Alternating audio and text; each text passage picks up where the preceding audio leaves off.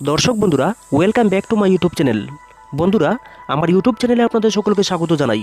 তো চলুন বিভিন্ন স্বনামধন্য পত্র পত্রিকায় প্রকাশিত কয়েকটি বিশেষ খবর দেখে নেওয়া যাক।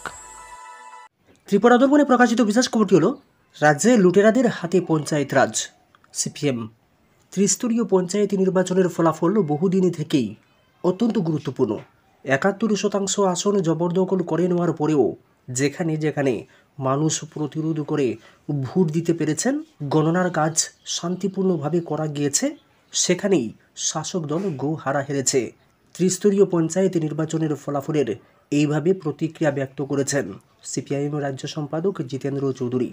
মঙ্গলবার মেলার মাঠে দলের রাজ্য দপ্তরে আয়োজিত সাংবাদিক সম্মেলনে জিতেন্দ্র চৌধুরী আরও বলেছেন, ৬ বছর বিজেপি শাসনে রাজ্যের সমাজ জীবনে যে ক্ষত সৃষ্টি হয়েছে, রাজ্যের সংখ্যাগরিষ্ঠ মানুষ যেটা মেনে নিচ্ছে না, এই ফলাফলে তা স্পষ্ট।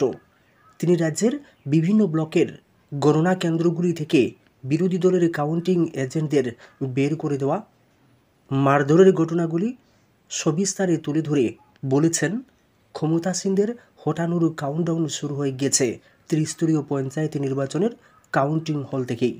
২৯% আসনের ভোটেই রাজ্যের মানুষ দুর্নীতি ও প্রশাসনের বিরুদ্ধে যে মতামত দিয়েছেন তার প্রমাণ ভোট গণনাতেই স্পষ্ট হয়ে গেছে। ভোট গণনার শুরুতেই বেশিরভাগ জায়গায় বিরোধী দলের প্রার্থীরা এগিয়ে ছিল। দুপুরের মধ্যে নিজেদের পরাজয় স্পষ্ট হতে দেখেই প্রশাসনের সামনে বিরোধী দলের কাউন্টিং এজেন্টদের মারধর করে তাড়িয়ে দেওয়ার চেষ্টা করে পুলিশ প্রশাসনের সামনে। তারপরেও আমাদের এজেন্টরা রাত ৮টা, ১০টা, ১২টা, কেউ কেউ রাত ৩টে পর্যন্ত লড়াই করেছেন। গণনায় জেতার পরেও রিটার্নিং অফিসারদের ফল ঘোষণা করতে দেওয়া হয়নি বলেও অভিযোগ করেছেন তিনি। বিরোধীরা জিতলেই পুনঃগণনার দাবি করে কালক্ষেপ করে অধিক রাতে ভোট নষ্ট করে ফলাফল পাল্টে ফেলা হয়েছে। বারবার জেলা শাসক থেকে শুরু করে নির্বাচন কমিশনার শরদিন্দু চৌধুরীকে জানিয়েও লাভ হয়নি। তিনি বলেছেন, দেখছি, কি দেখলেন জানি না। জিতেন্দ্র চৌধুরী বলেছেন, ৭১ আসনে প্রার্থী দিতে দেওয়া হয়নি, তারপরেও যে লড়াই আমাদের সব স্তরের কর্মীরা লড়েছেন তার জন্য তাদের অভিনন্দন জানাই। কাঠালিয়ায় দলীয় কর্মী রাজীব পাল মারাত্মক আহত হয়ে মৃত্যুর সঙ্গে পাঞ্জা লড়ছেন বলে জানিয়ে তিনি বলেছেন, আহত রাজীবকে ঘুরপথে রাত ১০টার সময়ে আগরতলায় নিয়ে আসতে হয়, কারণ সমস্ত কিছু দুষ্কৃতীদের হাতে দিয়ে প্রশাসন হাত তুলে দিয়েছিল।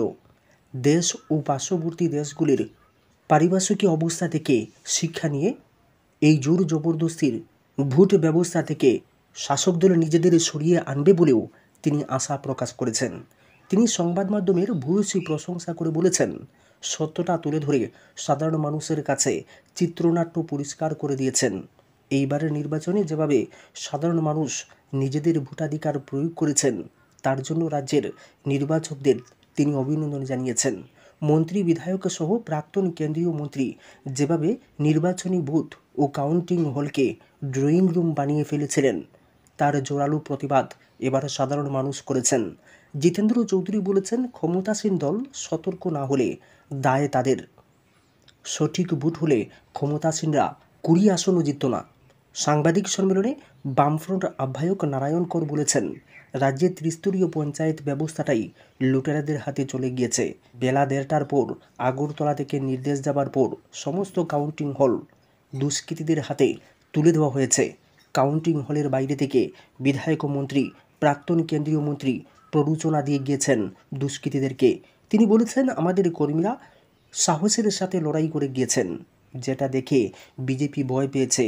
তিনি বলেছেন, আমরা জানি না আমাদের সব কর্মীরা ঘরে ফিরেছেন কিনা, তবে যারা মার খেয়েছেন তাদের মধ্যে সাধারণ মানুষও আছেন।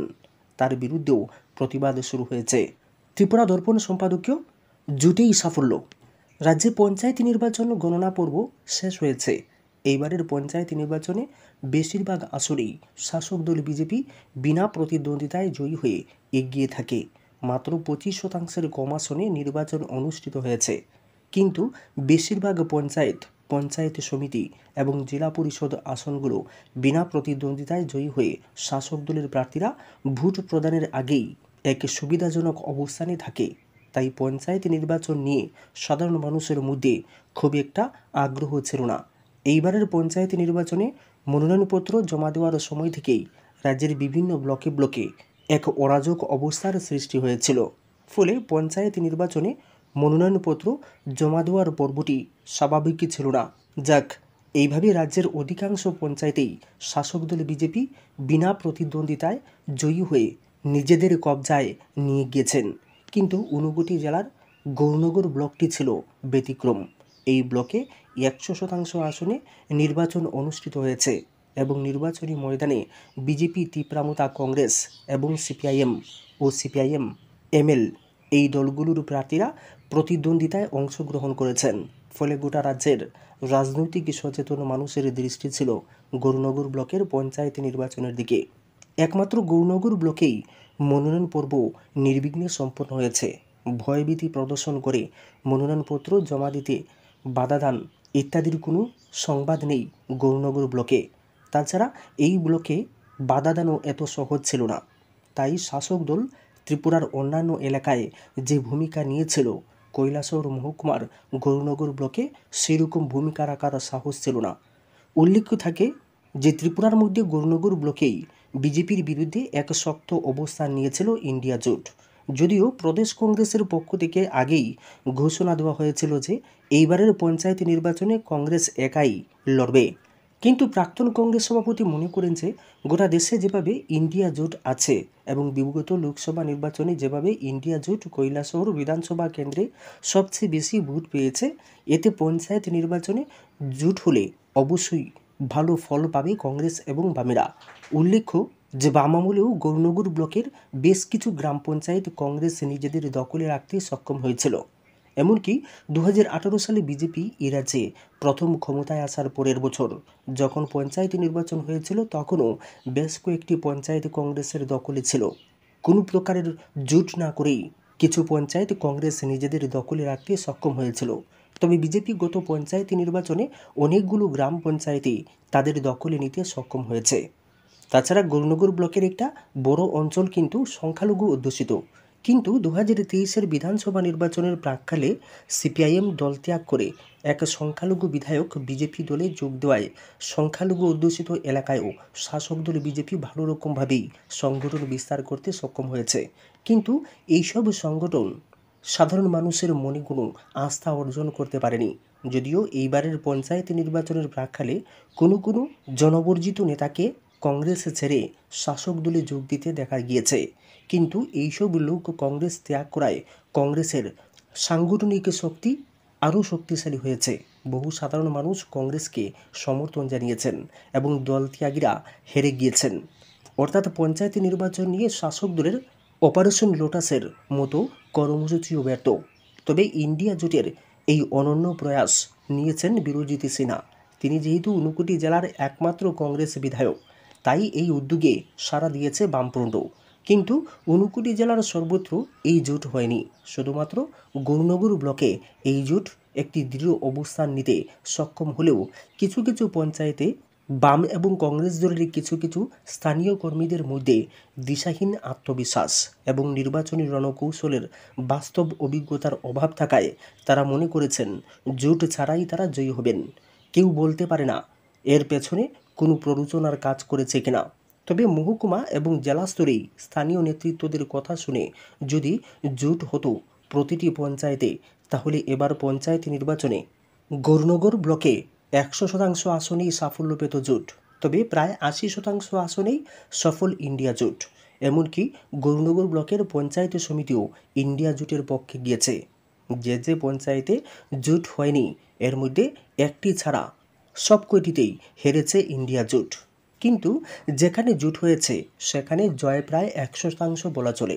বিগত পঞ্চায়েত নির্বাচনে বিজেপির দখলে থাকা পঞ্চায়েতগুলো এবারে বিজেপি ধরে রাখতে পারেনি। প্রায় 100% আসনেই জয়ী হয়েছে ইন্ডিয়া জোট এবং প্রত্যাশা মতোই এতে প্রাধান্য রয়েছে কংগ্রেসের। নির্বাচন ঘোষণা হওয়ার সাথে সাথেই এখানে বাম ও কংগ্রেস নেতারা ঐক্যবদ্ধভাবে ইন্ডিয়া জোটের মাধ্যমে লড়াই করার সিদ্ধান্ত নিয়েছেন। এছাড়াও গৌরনগর ব্লকে ইন্ডিয়া জোটকে বল প্রয়োগের মাধ্যমে প্রতিহত করার মতো সাংগঠনিক অবস্থানও নেই শাসক দলে। তাই সকলেই এখানে ময়দানে রয়েছেন। গোটা রাজ্যের মধ্যে কেবলমাত্র গৌরনগর ব্লকেই পঞ্চায়েত নির্বাচনে 100% ভোট হয়েছে এবং যেসব পঞ্চায়েতে ইন্ডিয়া জোট হয়েছে সব কয়টিতেই শাসক দল বিজেপি হেরেছে। একটা বিষয় প্রমাণ হয়ে গিয়েছে যে এ রাজ্যে যদি কংগ্রেস ও সিপিআইএম অর্থাৎ বর্তমান বিরোধীদের ক্ষমতায় আসতে হয় তাহলে জোট ছাড়া অন্য কোনো পথ খোলা নেই। আবার এই গৌরনগর ব্লক ছাড়াও রাজ্যের অন্যত্র যেসব পঞ্চায়েতে উভয় পক্ষের প্রার্থীরা মনোনয়নপত্র জমা দিতে পেরেছেন এবং 100% আসনেই ভোট হয়েছে সেখানেও বিরোধীদের জোট হয়েছে।